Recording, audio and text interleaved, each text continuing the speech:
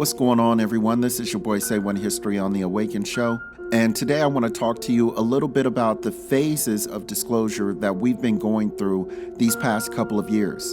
And I'm sure you all remember just a while back how everything we were seeing in the sky was either a misidentification or we were just hallucinating about what we were videotaping.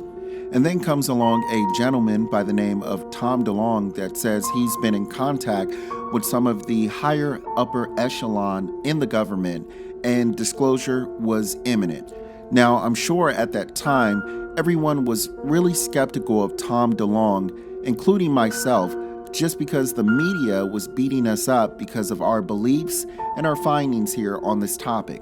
Then comes along what I like to call the credible witness, Mr. Luis Elizondo, who pretty much co-signs Mr. Tom DeLonge's information with a stamp and seal from the U.S. government itself. And with that revelation, I have to admit, it brought new light to the UFO phenomenon itself.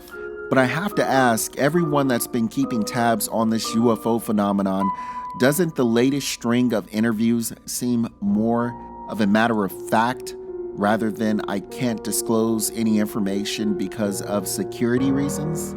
And I say that because we just had a former deputy assistant by the name of Christopher Mellon who just came on Fox News and flat out stated that he knows UFOs exist. Now our next guest is sounding off in a brand new series on History Channel called Unidentified Inside America's UFO Investigation. Here with more former Deputy Assistant Secretary of Defense for Intelligence Christopher Mellon. Christopher, do you believe the UFOs exist?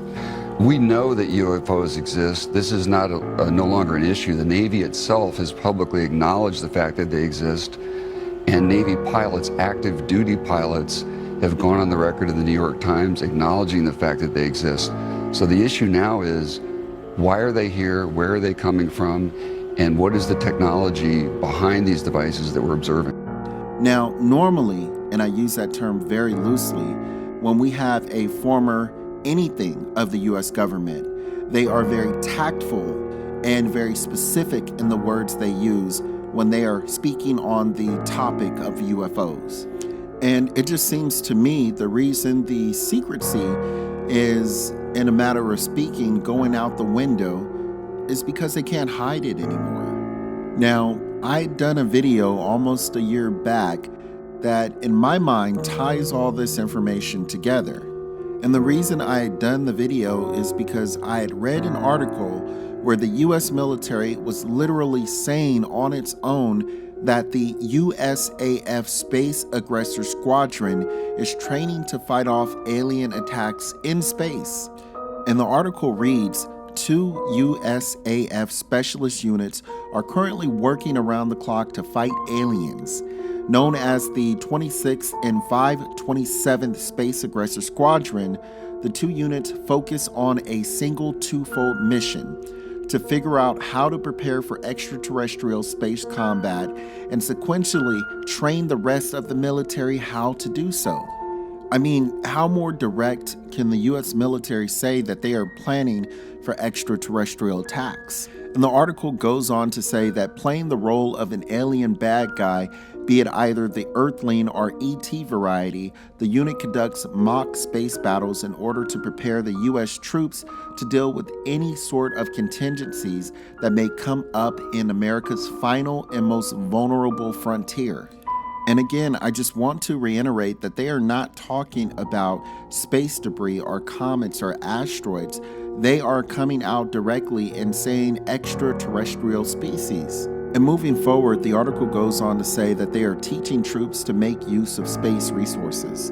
The ASA's team also teaches Americans how to continue on missions if space assets like GPS and satellite communications were knocked out, plunging us back into the Korean War conditions. The 26th Chief of Training Captain Christopher Barnes said, "We study threats to the space realm either coming from space or based on land.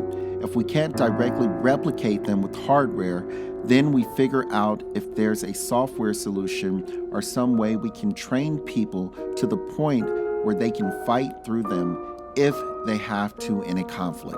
So I ask you, who needs a former deputy assistant by the name of Christopher Mellon to co-sign that aliens exist when you have a current 26 ASA Chief of Training Captain Christopher Barnes telling you that they are training for extraterrestrial conflict. And not only is our military training for extraterrestrial conflict, but our firefighters are training to be the first responders for a UFO event.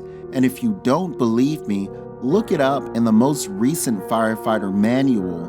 That way you can see it for yourself. And my question is not how are we going to handle the extraterrestrial phenomenon, or even if we have bunkers to keep us secure. My question is any one of the reporters or non-believers that ridiculed us throughout this whole entire time going to come forth and just simply say that I apologize for you trying to tell me the truth? And even though it's highly unlikely, we can always stream, can't we?